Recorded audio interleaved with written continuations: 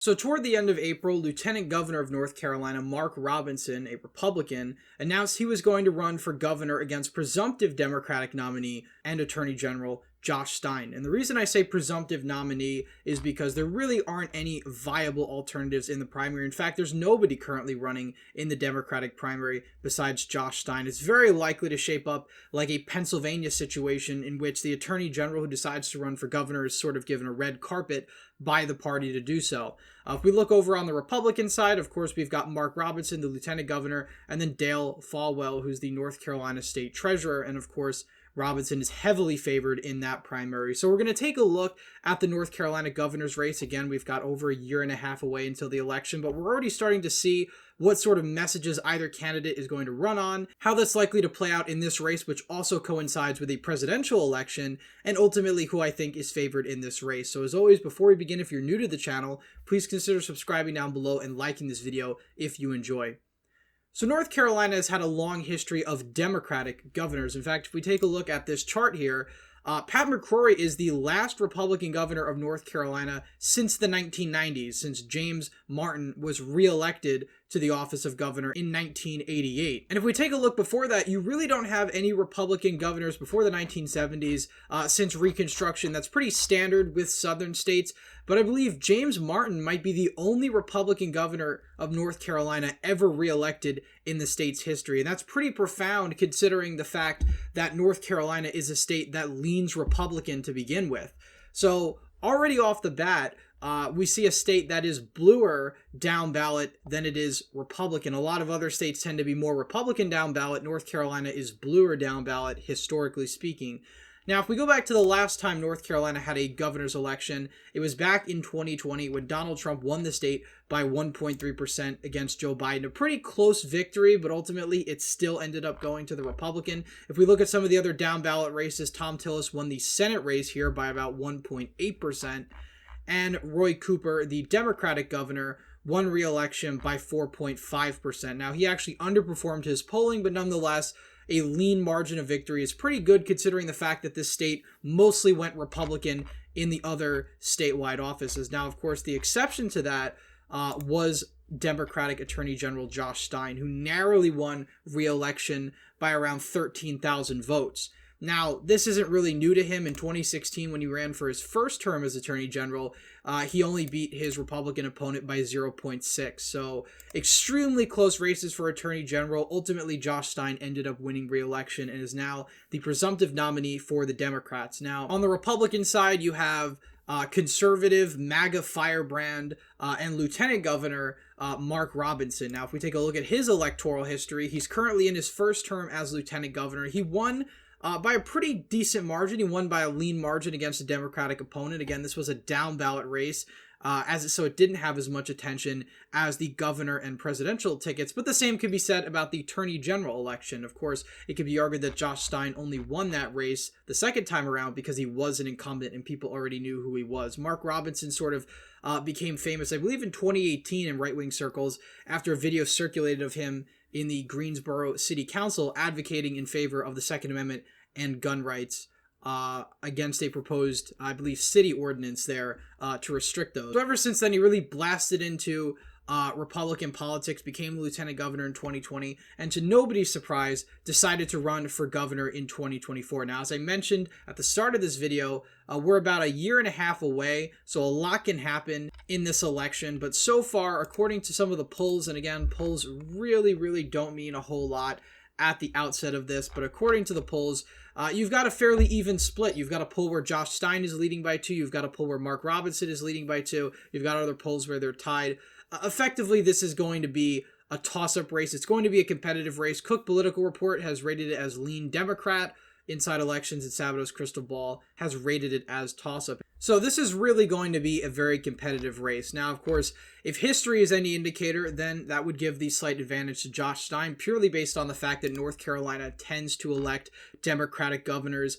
On the same exact ballot, it elects Republicans for the presidency, or chooses Republicans for the presidency. We saw that in 2000 and 2004 with Mike Easley. We saw it with Jim Hunt in 1992 and 1996. All years where the state chose Republican nominees for president, while also electing Democratic governors. Of course, Bev Perdue was sort of the outlier in recent history, in which North Carolina went to Barack Obama very narrowly in 2008, and Bev Perdue won that governor's race by a couple of points. Of course, in 2012, Pat McCrory won his election for governor very decisively against the lieutenant governor, Walter Dalton.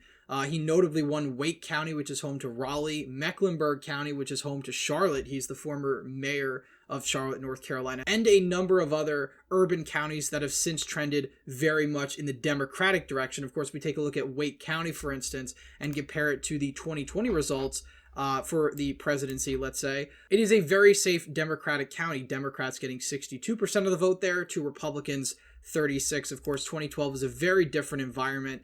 But Pat McCrory still notably outperformed. And again, part of the reason probably was Bev Perdue left office pretty unpopular.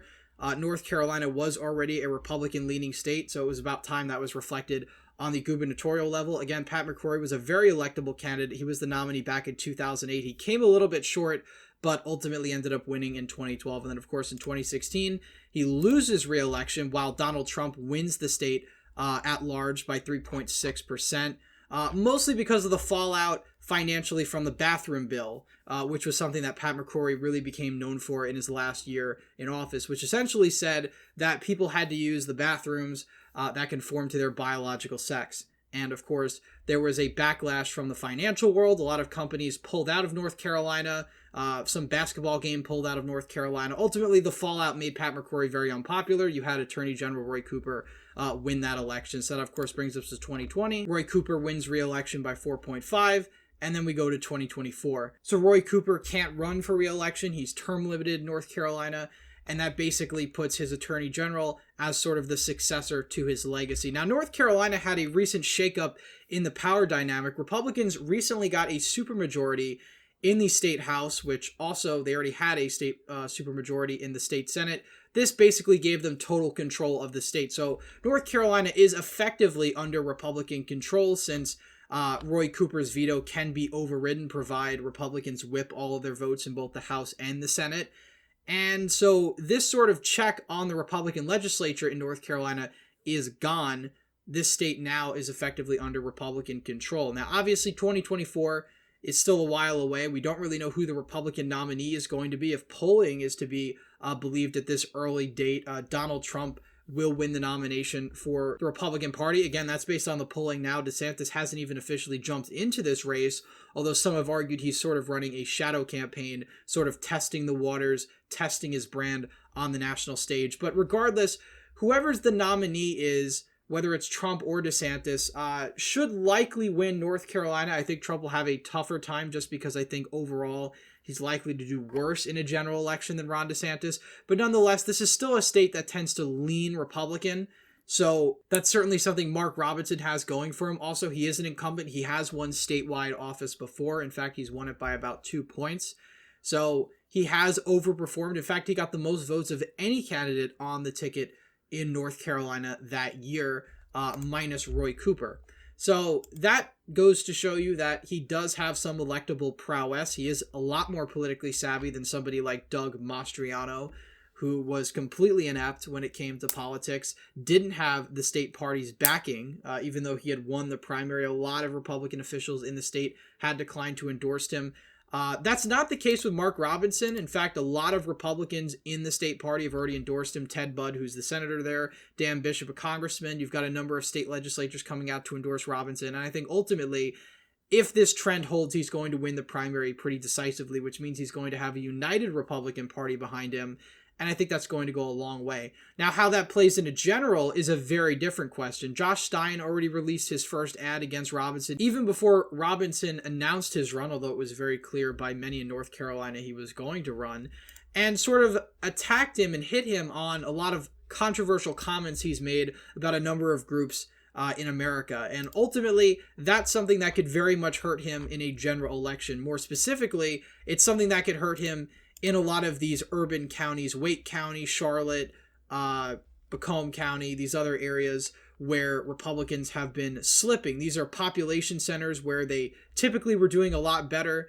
and they've ultimately dropped the ball in recent years because suburban trends have been sort of reflected basically everywhere around the entire country. I mean, if we take a look at Ted Budd, he won his Senate race by about 3 points. He underperformed expectation. He was supposed to win by about 5 or 6. So this was an underperformance by him.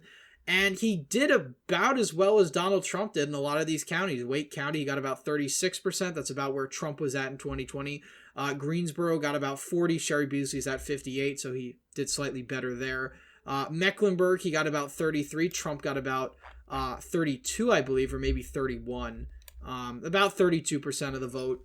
So Ted Budd barely improved on Donald Trump's margins in these suburban counties, and if any Republican is going to win this state in 2024, they have to improve on the margins, not only in the suburbs and urban counties, but also the exurbs. Union County, which is a pretty important exurb for Republicans to win statewide, Ted Budd gets about 63% of the vote there. Donald Trump got about 61. So he did improve a bit in the exurbs. That's probably what panned his margin of victory.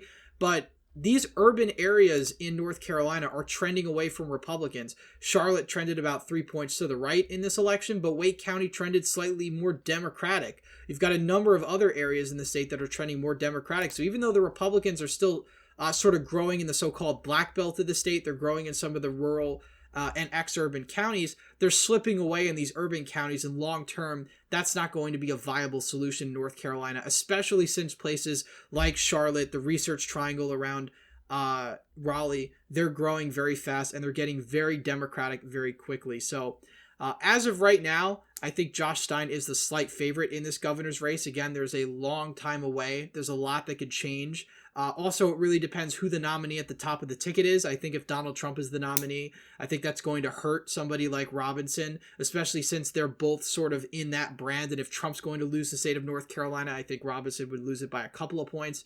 If you have another Republican at the top of the ticket who wins North Carolina by a more comfortable margin, I think Robinson is in for a much better night. So it really depends on who the nominee is, and it really depends how both these candidates run their campaigns. But as of right now, I think this race does lean in Stein's favor. The Republican Party sort of has a more contested primary. The Democratic primary is basically uncontested. Stein's probably going to get the red carpet, and they're going to basically pull the same strategy they pulled in Pennsylvania, which is to paint Robinson as an extremist and ultimately scare away suburban voters and urban voters and have them vote for Stein, ultimately giving him more of a Cooper-like margin of victory rather than the close margins of victory he's had in years past. So anyway, that's it for today's video. Please leave a thumbs up if you enjoyed, subscribe to the channel, hit the bell notification so you don't miss any more videos I put out. As always, again, thank you all for watching, and I hope to see you in the next one.